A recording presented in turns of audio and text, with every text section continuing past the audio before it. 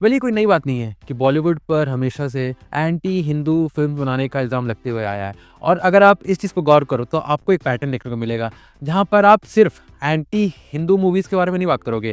आपको ऐसे कई सारे लोग मिल जाएंगे फ्रॉम डिफरेंट रिलीजन, जहाँ पर उन्होंने भी बताया कि बॉलीवुड में ऐसी कई सारी फिल्में बनती है जो उनके रिलीजन को टारगेट करती है। अगर आप इस चीज़ पे बहुत डीप जाओगे तो आपको ऐसी कई सारी मूवीज़ दिखेंगी जिस पर कई सारे अलग अलग रिलीजन के लोगों ने ब्लेम किया था कि इस पार्टिकुलर मूवी ने उनके रिलीजन को गलत तरीके से दिखाया है, बैड लाइट में पोर्ट्रे किया है। फॉर एग्जाम्पल ऐसी कई सारी मूवीज़ है जिस पर एंटी मुस्लिम होने का धब्बा लगते आया है। और वो हाल फिलहाल की मूवीज़ की बात नहीं कर रहा हूँ मैं, ये काफ़ी पहले की बात कर रहा हूँ, जब से बॉलीवुड या फिर कह सकता हूँ इंडियन फिल्म इंडस्ट्री एग्जिस्टेंस में आई है। और सबसे पहली बात, मैं यहाँ पर ये प्रूव करने नहीं आया हूँ कि एंटी हिंदू मूवीज़ कम बनती है, एंटी मुस्लिम मूवीज़ कम बनती है या फिर कुछ और, ऐसा कुछ भी नहीं है। यहाँ पर मैं बस इस बात पे फोकस करना चाहता हूँ कि असल में जो बॉलीवुड के लोग हैं वो किसी भी चीज़ में अपने ओपिनियन को बहुत स्ट्रांगली मानते हैं। उनका केवल एक मोटिव रहता है, उन्हें पैसे कमाने हैं। मतलब एक तरीके से हम कह सकते हैं कि बॉलीवुड या फिर इंडियन फिल्म इंडस्ट्री या फिर वर्ल्ड की कोई भी फिल्म इंडस्ट्री और कुछ नहीं, अपॉर्चुनिस्ट है। जहाँ पर हवा जिस दिशा में बहेगी वो उसी दिशा में अपनी फिल्म को भी लहराने की कोशिश करेंगे। फॉर एग्जाम्पल एक टाइम था जब बॉलीवुड में इस तरीके की फिल्में बनती थी जो कि बहुत ही ज़्यादा पाकिस्तान को या फिर और भी कोई इंडिया के एनिमी स्टेट को या फिर एनिमी कंट्री को बहुत अच्छी तरीके से दिखाया करती थी, या फिर मैं कह सकता हूँ इन अ पॉजिटिव लाइट। और वो फिल्में एक्चुअली वर्क किया करती थी। एंड इसी कारण की वजह से फिल्म के प्रोड्यूसर्स आगे उस तरीके की फिल्मों को आगे भी फाइनेंस किया करते थे। वरना आप खुद ही सोचो, कोई 100 करोड़ लगा के, 150 करोड़ लगा के, 200 करोड़, 300 करोड़ लगा के ऐसी कोई फिल्म तो नहीं बनाएगा जहां पर वो सिर्फ और सिर्फ अपनी आइडियोलॉजी को बेच सके। अब देखो, इससे आगे बढ़ के मैं ये मानता हूँ कि ऐसे कई सारे फिल्म डायरेक्टर्स होते हैं, फिल्म राइटर्स होते हैं या फिर एक्टर्स होते हैं जो एक पार्टिकुलर आइडियोलॉजी को फॉलो करते हैं एंड वो अपनी फिल्म में इररिस्पेक्टिव ऑफ द सब्जेक्ट, मतलब फिल्म किस बारे में है, वो फिल्म में ऐसे कुछ सबलिमिनल या फिर कह सकता हूँ इनडायरेक्ट थीम्स डालते हैं जो कि उनके आइडियोलॉजी को बेच सके या फिर कह सकता हूँ आगे ऑडियंस तक पहुंचा सके। एंड ऐसी कई सारी फिल्में हैं जिनमें इन थीम्स की कोई जरूरत नहीं थी, बट फिर भी उन्हें ना जाने क्यों उसमें डाला गया। मे बी इसी वजह से ताकि ऑडियंस को उस फिल्म के डायरेक्टर, राइटर्स या फिर कह सकता हूँ एक्टर्स की आइडियोलॉजी को बेचा जा सके। फॉर एग्जाम्पल मिशन मंगल, अगर आप उस फिल्म को देखो तो वो फिल्म किस बारे में थी कि किस तरीके से इंडिया के स्पेस साइंटिस्ट, कह सकता हूँ इसरो के साइंटिस्ट ने कितनी मेहनत करके फाइनली मार्स में इंडिया के पहले रोवर को भेजा था। और अगर आपको कोई फिल्म का थीम बताएगा तो आपको तो यही लगेगा ना कि फिल्म में हमें उस मिशन के बारे में टोटली बताया जाएगा। एंड फिल्म के डायरेक्टर का फोकस ये रहेगा कि फिल्म की कहानी उस मिशन के अलावा किसी और चीज़ की तरफ ना जाए या फिर फिल्म अपनी ट्रैक से ना भटके। लेकिन अगर आप फिल्म देखोगे तो आपको फिल्म में ऐसे कई सारे सीन्स देखने को मिलेंगे जो कि फिल्म में ना जाने क्यों डाले गए थे। फॉर एग्जाम्पल फिल्म में एक मुस्लिम कैरेक्टर रहती है जो कि इसरो में काम कर रही होती है, बट उसे कोई भी हिंदू ओनर अपने घर में रेंट देना नहीं चाहता था।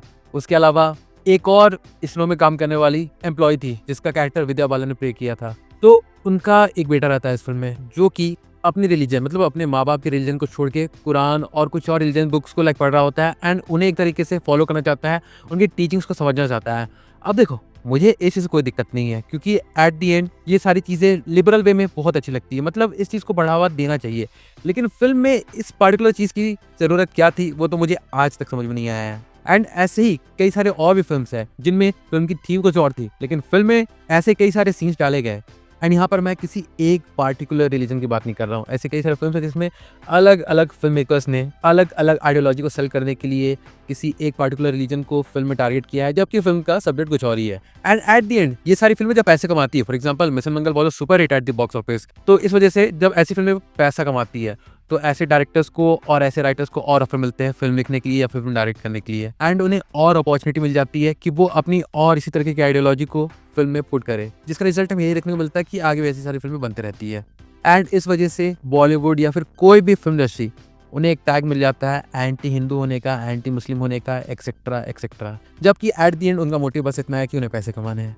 उन्हें इसी से मतलब नहीं कि ऑडियंस उससे क्या सीख रही है, क्या समझ रही है। ऑडियंस बस अपने पैसे खर्च करे, अपना वक्त खर्च करे और इस फिल्म को, मतलब उनकी फिल्म को देखने के लिए थिएटर में आए एंड उनकी फिल्म को सुपर हिट करवाए बॉक्स ऑफिस पर। That all matters. अब इससे आगे बढ़ के अगर सोचा जाए और देखा जाए तो बॉलीवुड पे एंटी इंडिया पे कह सकता हूँ प्रो पाकिस्तान होने के कई सारे ब्लेम्स इसलिए लगाए जाते हैं क्योंकि उनकी फिल्मों में काफ़ी ज़्यादा उर्दू इम्पोजिशन भी होती है। अब भले इस चीज़ को लेकर कई लोगों का अपना अलग अलग ओपिनियन हो, बट इस चीज़ को लेकर मेरे अपने कुछ थॉट्स है जो मैं यहाँ पे कहना चाहूँगा। जब भी हम किसी एक पार्टिकुलर इंडस्ट्री का नाम लेते हैं जैसे टॉलीवुड, तो हमें पता रहता है कि उस इंडस्ट्री की मैक्सिमम फिल्में जो होंगी और उन फिल्मों में जो मैक्सिमम डायलॉग्स होंगे वो तेलुगु लैंग्वेज में होंगे। ठीक उसी तरह जब हम कॉलीवुड फिल्म इंडस्ट्री का नाम लेते हैं तो हमें पता रहता है वहाँ पर जो मैक्सिमम फिल्में होंगी और उनमें जो मैक्सिमम डायलॉग्स होंगे वो तमिल लैंग्वेज में होंगे। And same goes for sandalwood which means Kannada film industry, and same goes for Mollywood which means Malayalam film industry. चलो यहाँ तक तो ठीक है, लेकिन अब बात बॉलीवुड की आती है तो आपको क्या लगता है कि इस पार्टिकुलर इंडस्ट्री का नाम और किस नाम से जाना जाता होगा? जहाँ हाँ मैंने मैक्सिमम लोगों को ये बोलते हुए सुना है कि Bollywood is also known as Hindi film industry, लेकिन उसके बावजूद भी जो मैक्सिमम डायलॉग्स और मैक्सिमम गाने हम इन सारी फिल्मों में सुनते हैं उनमें हिंदी वर्ड्स का यूज़ बहुत कम और उर्दू वर्ड का यूज़ बहुत ज़्यादा होता है। और इसी पार्टिकुलर चीज़ के चलते बहुत सारे लोग बॉलीवुड को ट्रोल भी करते हैं कि बॉलीवुड बस नाम का हिंदी फिल्म इंडस्ट्री है, यहाँ पर जो मैक्सिमम फिल्में बनती है और उनमें जो डायलॉग्स यूज़ किए जाते हैं वो उर्दू में होते हैं। तो मैंने सोचा कि ये एक ऐसा बेतुका आर्ग्यूमेंट है, ऐसा थोड़ी हो सकता है। और फिर मैंने अपना दिमाग दौड़ाया, मतलब मैंने खुद से बस ये सोचा कि आज तक की बॉलीवुड की जो सबसे बड़ी फिल्म मानी जाती है उनमें जो सबसे पहला नाम आता है वो है मुगले आजम का। देखो मैं यहाँ पर सिर्फ पैसों की बात नहीं कर रहा हूँ, ये सारी मूवीज बनाने में कितना एफर्ट लगा था, कितना वक्त लगा था, कितने सारे आर्टिस्ट इन्वॉल्व थे, कितना ज़्यादा स्ट्रगल देखने को मिला था, मैं इन सबको मिलाकर बोल रहा हूँ। तो डेफिनेटली मुगले आजम टॉप पे होगी। And we all know Mughal e आजम किसके बारे में थी, एंड वी ऑल नो कि उस फिल्म में गाने और डायलॉग्स किस लैंग्वेज के यूज़ किए गए थे, ऑफ कोर्स उर्दू। लेकिन चलो ये तो मुगले आजम थी तो इसमें उर्दू वर्ड का यूज़ होना तो लाजमी था, ठीक उसी तरह जैसे मैंने अभी लाजमी वर्ड का यूज़ किया। लेकिन अब जब हम वापस मुड़ के और अभी भी करंटली जिस तरीके की फिल्में बन रही है बॉलीवुड में उनकी तरफ नजर डालते हैं तो हमें ये देखने को बिल्कुल से मिलता है कि हाँ ये जो बात कुछ लोग कहते हैं कि बॉलीवुड में उर्दू वर्ड का यूज़ ज़्यादा होता है, ये कहीं ना कहीं सच तो है। क्योंकि अब किसी भी एक टॉप एक्टर की फिल्मोग्राफी को उठाकर देख लीजिए, आपको कई ऐसी फिल्में देखने को मिल जाएंगी ना जो पूरी तरीके से किसी Urdu novel, Urdu short story या फिर अगर बाहर की किसी स्टोरी को अडेप्ट किया गया है तो उसे भी बॉलीवुड में उर्दू वर्ड के साथ ज़्यादा रेजोनेट करके दिखाया गया है। जिसका सबसे प्राइम एग्जाम्पल है विशाल भारद्वाज की मकबूल एंड हैदर, जो कि शेक्सपियर की लेजेंडरी नॉवेल से इंस्पायर्ड थी। और देखो मुझे इस बात से कोई दिक्कत नहीं है क्योंकि बीते इतने सालों में जिस तरीके के वर्ड्स को बॉलीवुड में यूज़ किया गया है, फिर चाहे वो उर्दू हो हिंदी हो, वो हमारे जहन में पूरी तरीके से घुल चुका है। जैसे आप देख सकते हैं कि मैंने इस वीडियो में मैक्सिमम जो बातें की है उसमें कई सारे ऐसे वर्ड्स हैं जो खुद उर्दू में है। उसका कारण यही है कि मैंने बॉलीवुड को बहुत ज़्यादा ग्रैब किया है, फिर चाहे उनकी फिल्में हो फिर चाहे उनकी सीरीज हो। So me being a normal audience, मेरे जहन में इस बात का घुल जाना इस बात का एक अच्छा एग्जाम्पल है कि हाँ बॉलीवुड में उर्दू को काफ़ी ज़्यादा प्रेफरेंस दी जाती है, जिनमें कई फिल्म के राइटर्स और सॉन्ग राइटर्स भी आते हैं जैसे सलीम जावेद, गुलजार और इन्हीं की तरह और कई सारे song writers and script writers जिन्होंने हमें कई सारी लेजेंडरी मूवीज दी है, बीट शोले, अमर अकबर एंथनी, दीवार एक्सेट्रा एक्सेट्रा। लेकिन ये जो चीज़ हमें बॉलीवुड में देखने को मिलती है ना वो आपको किसी और इंडस्ट्री में देखने को बिल्कुल भी नहीं मिलेगी।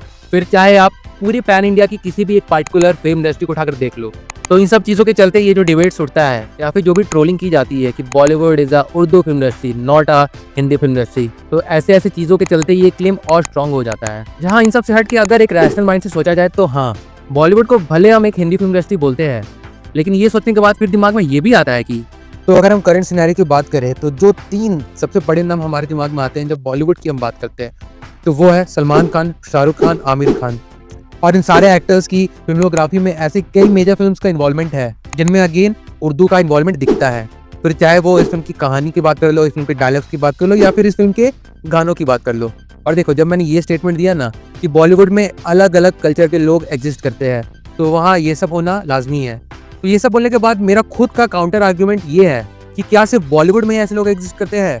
क्या टॉलीवुड, मॉलीवुड, कॉलीवुड, सैंडलवुड इन सब में क्या सिर्फ एक ही तरह के लोग रहते हैं? बिल्कुल भी नहीं।